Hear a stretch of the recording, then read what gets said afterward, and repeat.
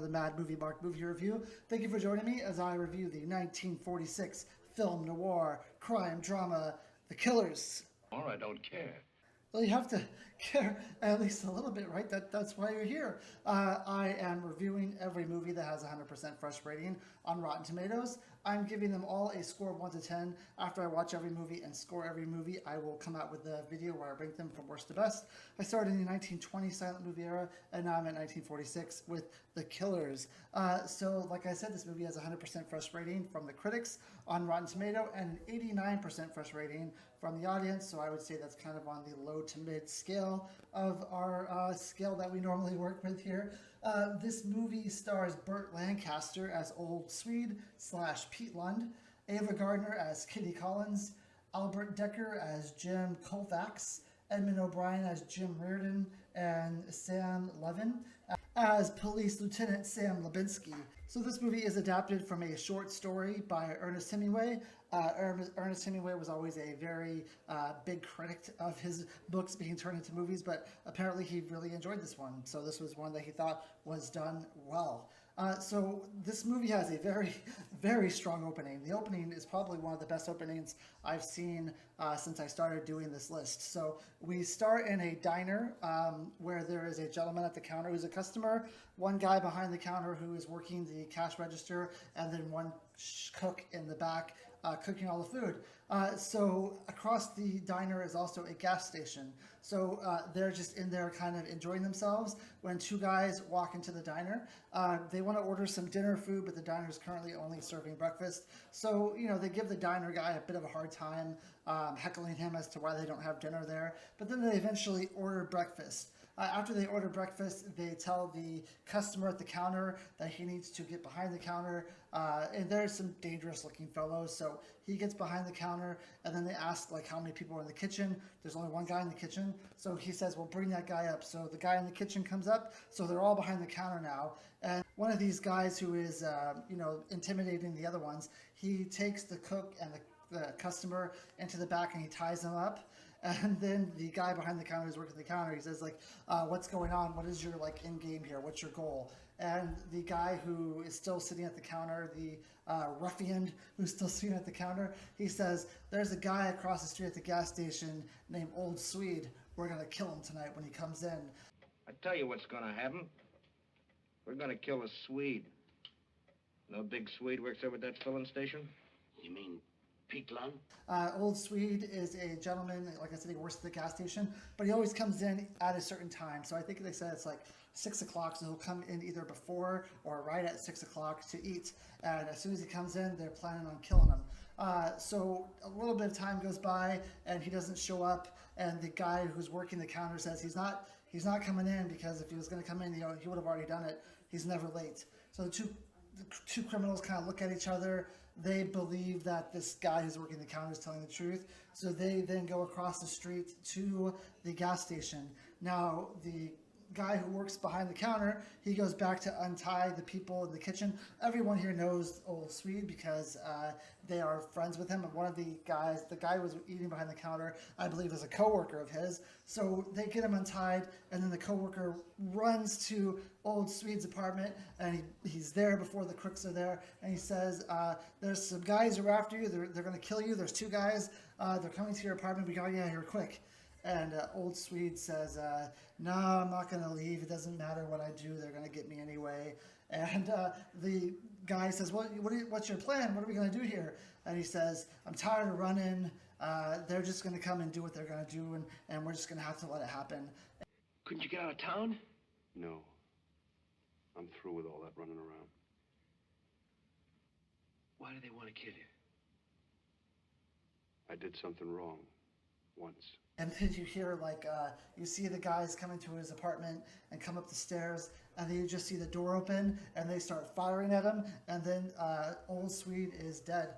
And that is how the movie starts. And I'm telling you, if you have someone you know at your house, or maybe you're this person who needs action in the first 10 or 15 minutes of a movie, this is it, because this is so suspenseful. This just draws you in. And then the rest of the movie is like this, where everything that happens is like another piece of the puzzle, and it just keeps drawing you more and more in to where you need to finish this movie. You need to figure out what happened. So after this occurs, they're called this insurance guy. He apparently Old Swede had a life insurance policy.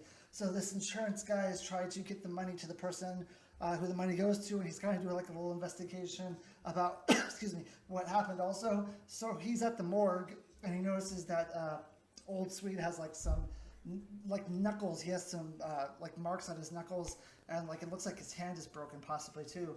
So he said, you know, this guy might have been a fighter. I'm not sure, but this guy might have been like a boxer. So he ends up he goes to investigate, and the first person he kind of investigates is Lieutenant Sam Lubinsky. Sam is someone who knew Old Swede when they were young, and apparently Old Swede's name is actually Pete Lund. So he knew him when he was young, and they grew up together. And when he's interviewing, he says, "Yeah, like I knew him as a boxer. I saw him in his first boxing match and his last boxing match. So in his last boxing match is what we see on screen. He's just getting pummeled in the ring, like he's just getting destroyed. And his trainer's all like, 'Give him a right, give him your rights.' But Lund keeps giving him lefts, and it becomes so the guy's able to figure out what he's doing because he's only using his left hand. So Lund just gets absolutely destroyed. He gets knocked out, and when he comes to, he's kind of in the area wherever they go at the end of the fight in this room with his trainers, and there's a doctor there, and the doctor says like his right hand is broken. He'll never be able to box again. And when Lund hears this news, he's obviously a little shook by this because that's all he knows how to do. There isn't going to be a next time. What do you mean? No, next time. You might as well know it right now. You're through. And then Sam Lubinsky goes on to say that it was a few years before he saw Lund again.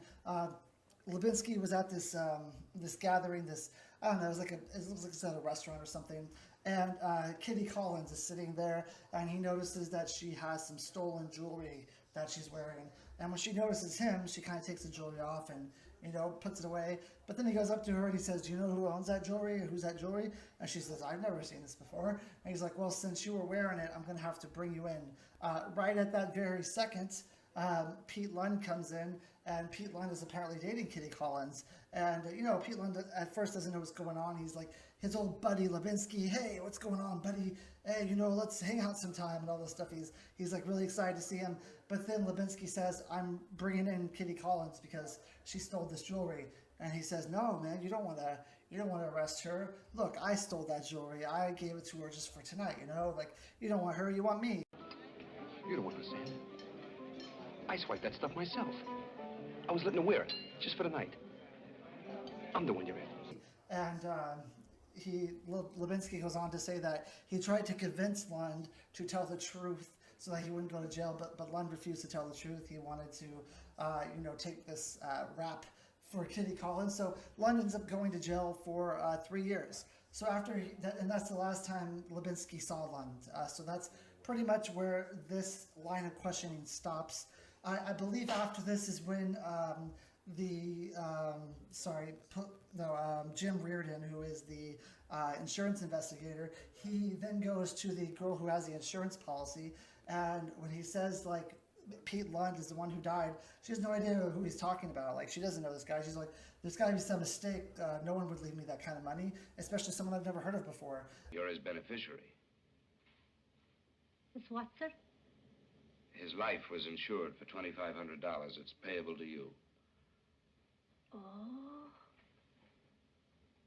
Oh, there must be some mistake.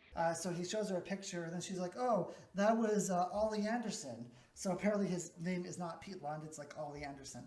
And then she goes to tell a story about she is a maid at this like hotel or this place that he was staying, and she was cleaning up his room, and she noticed that he was in the bathroom, and he comes out and he tries to commit suicide, and she stops him and she says, "No, like you don't want to do it, like it's not worth it."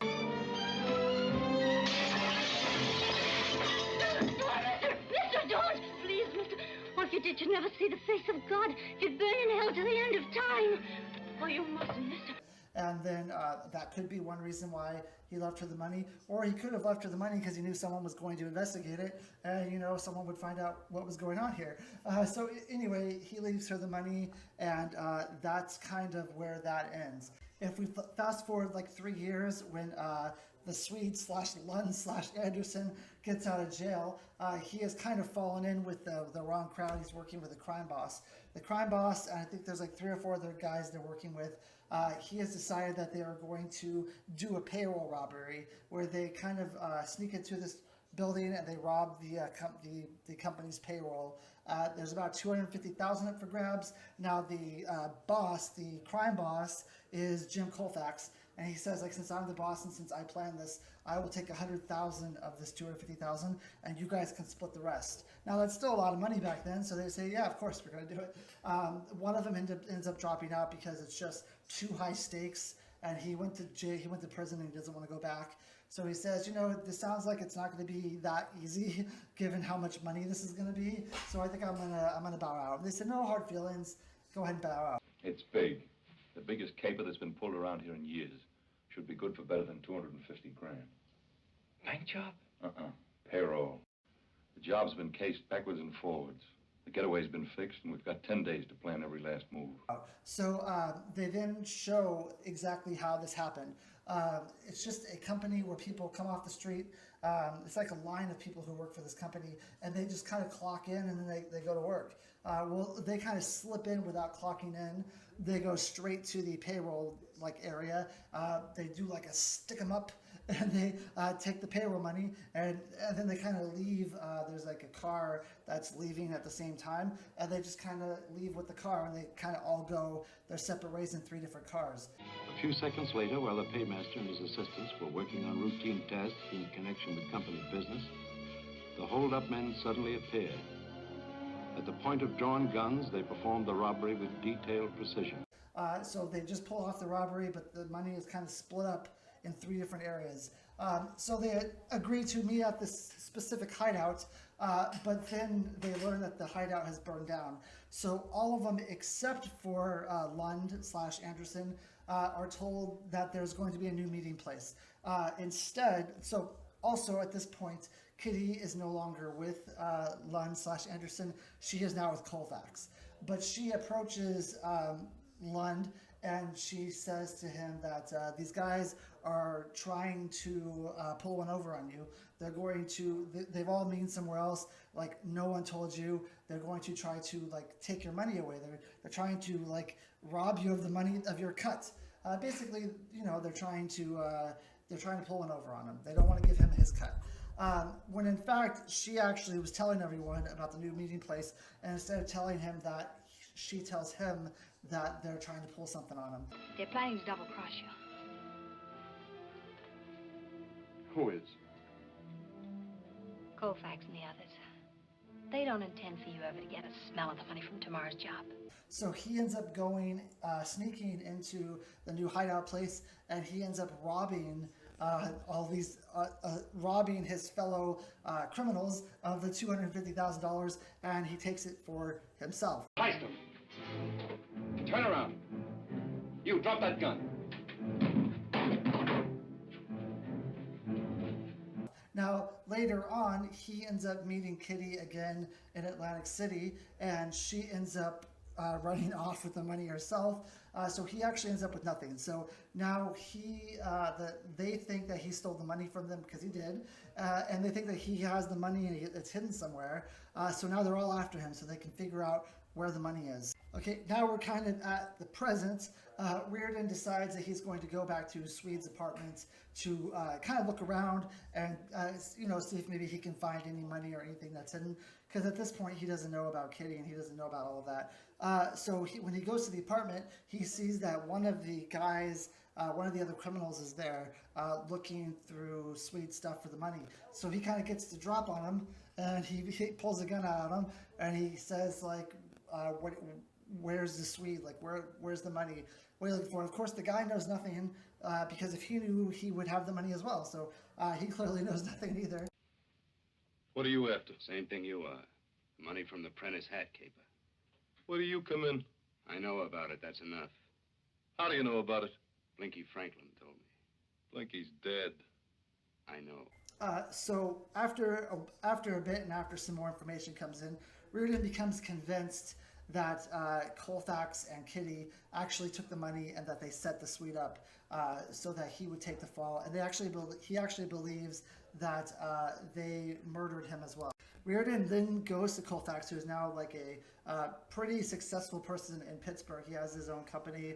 He seems like he's on the up and up, and that he's has a new life. He's turned over a new leaf. So Reardon confronts him and says, you know, I have enough information on Kitty to convict her. And he says, do you know where she is? Like, it's better if you come clean and let me know, because you have like a good life here and you don't want anything ruined. And she's the one who did it, so just let me know where she is. And he says, I don't know where she is. Like, I haven't had any contact with her. That same night, he and Kitty were together in Atlantic City. She walked out on him a couple of days later. The money disappeared when she did. Is that on the level, Reardon? Then a little bit later, he receives a call from Kitty, who says that they should meet at this nightclub so that they can talk.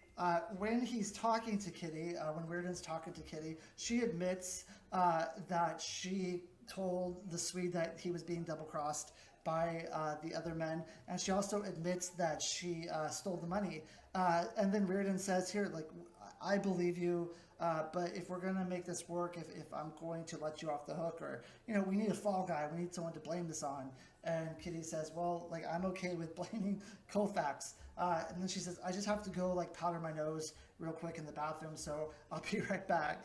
So she goes to the bathroom, and then the two men from the beginning of the movie, who were the hitmen, who ended up killing Lund, they walk into the restaurant, and as soon as they walk in, Reardon knows what's going on. So they come at him, and then they start to draw their guns. He flips over the table that's in front of him, and he starts shooting. And then also Sam Levinsky is there too, and he starts shooting, and they both end up killing the two hitmen.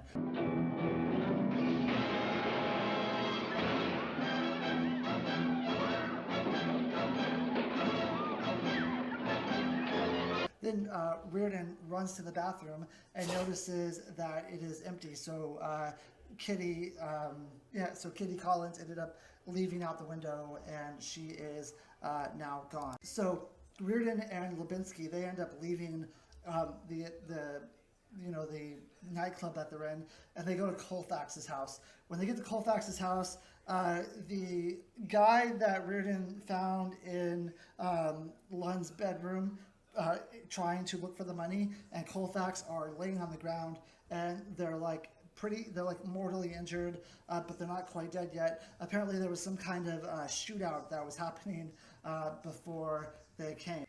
Reardon starts questioning him before he dies, and he says, and he wants basically Lubinsky to to come clean and say that he did this. Lubinsky says yes, that he did have the Swede / Lund killed. He was afraid that one of the other men would find the Swede, and that the Swede would tell him that Colfax and Kitty were actually the ones that had the money. So he thought it would be a lot easier if everyone still believed the Swede had the money and that he was dead, so that the final hiding place of the money went with him. Like, no one would know, and no one would know that him and Kitty had it. Kitty kind of begs the Swede to exonerate her, to say that she didn't have any part of this, that she was kind of coerced into this before he dies. She wants like a deathbed confession from the Swede, but he ends up dying before he does any type of deathbed confession, and that's pretty much the movie. All right, so what did I think of this movie? Well, I very much thoroughly enjoyed this movie. This is the first movie I've ever seen with Burt Lancaster. I know of him, I've heard of him. He's a famous actor from this era, but I had never seen any movies with her. I also know of Ava Gardner as well, mostly because I think she's mentioned on some episodes of I Love Lucy that I used to watch, but I've never seen anything with her either, so this is my first time seeing a movie with both of them, and also the first time I've ever seen a Hemingway movie made into, or Hemingway short story, or any story made into a movie. And I thought it was absolutely fantastic. Like I said, the beginning of the movie really was so suspenseful and really drew me in, and that hasn't happened in a lot of these movies that I'm watching. A lot of them are slow burns, or they're they're funny, or there's just not a lot of suspense in the very beginning. Maybe that was different when I watched the Alfred Hitchcock movie Shadow of a Doubt. But this movie, this opening scene, I'm going to remember this opening scene for a very, very long time when I think of suspenseful opening scenes. It is just incredibly great. And then the rest of the movie is really good too. I love where the Swede kind of, doesn't fight. He just lets it happen. And then the rest of the movie is, okay, let's solve who killed him, why he was killed, who he is. And even who he is kind of a mystery because he has like 3 different names that people know him by. The scenes where they're actually pulling off the heist were really good. I mean, it's not a very long scene. It's not like a detailed heist scene, but the way they set it up was so perfect. It was almost like they were committing the perfect crime, except they didn't take into account that people would be double-crossing them. But what's a film noir without double-crossing, right? And this is actually one film noir. I will admit, I have a hard time sometimes following film noirs. I've seen The Maltese Falcon like 4 or 5 times, I think. And I think like on that 5th time, I finally said, okay, like maybe I know what's going on here. But this movie, I was able to follow it quite well. And I thought that it was a very good job was done here. I did kind of get lost with Katie Collins' character when she starts dating the Colfax after the Swede goes to prison. I didn't think that was really that apparent. I didn't think they really explained that very well. I actually went back and read that's what happened. So I was like, wait a minute, if she's double-crossing him, isn't she with him? But then when I went back and kind of read it, I said, oh, okay, well, she's not with him anymore. That makes sense. And then the movie made a whole lot more sense to me. And I really like the idea of at the end, or in the middle of the movie to the end of the movie, he's actually not the one who has the money anymore. Because the whole movie I was thinking, what did he do with this money? Why did he seemed like he was a pretty decent guy. I mean, I know he's like in with the mob and he just robbed a payroll, but he doesn't seem like he's like a ruthless hooligan. He seems like he's like a fair, besides the robbing and everything. It's going to sound weird, but he sounds like he's like a fair-minded person, even though he's a thief. Like, he doesn't seem like the kind of guy who would double-cross and who would take like the money from the gang that he just robbed with. But then it all became clear towards the end of the movie where you realize there's a bunch of double crosses and all these things happen. I also thought that Albert Decker as Jim Colfax, I thought he did a really good job as Jim Colfax, especially at the end of the movie where he's like a businessman and he's talking to Jim Reardon. Edmund O'Brien as Jim Reardon is also very good in this movie. I almost thought of him as kind of like the Maltese Falcon, Humphrey Bogart from the Maltese Falcon. He looks a little bit like Humphrey Bogart to me. I mean, he doesn't sound like Humphrey Bogart, but I feel like if you needed a movie back then where you couldn't afford Humphrey Bogart, maybe you could get Edmund O'Brien, because I was picturing Humphrey Bogart the whole time I was watching this movie. Like, he's not Edmund O'Brien anymore, he's O'Brien, he's Humphrey Bogart. But yeah, I thought this movie was really good, really suspenseful. Even to the end, it kind of had me guessing what was going on, and I thought the ending was a pretty good payoff. It's not, so I wouldn't put it up there with like some of the best movies I've ever seen, but I think it does a really good job. The acting is really solid. Like I said, there was some confusion for me in the with Kitty Collins and what exactly she was doing and like what was her motivation through the movie. But maybe that's just a problem I had. Maybe it was fairly simple and I just couldn't figure it out for some reason. But it's a really good piece of film. The cinematography is absolutely great in this movie. In the beginning where they're filming the scene in the diner, I mean, that diner scene, everything about that diner scene is like 10 out of 10. It's perfect. And the way they're filming it, the way the actors are talking, the dialogue that they're using, everything is just absolutely fantastic. And it's hard for me because that scene is so great and so amazing, and they started with such a great punch that it's almost impossible for the rest of the movie to be that good, like to provide that much of suspense and to provide that much, acting, that much dialogue. It's almost impossible for it to continue that way. So obviously it has to maybe like kind of go down a little bit, maybe back up and down again. But great opening. If you watch a movie and the opening, like I said, if the opening is what's going to decide if you're going to continue watching this movie or not, I would say that this is the movie for you. The opening is just absolutely spectacular. So that being said, like I said, the ending is great. Some movies that I watch, they have a really hard time ending the movie, like especially when it's kind of like a mystery crime drama. Sometimes the endings are really bad.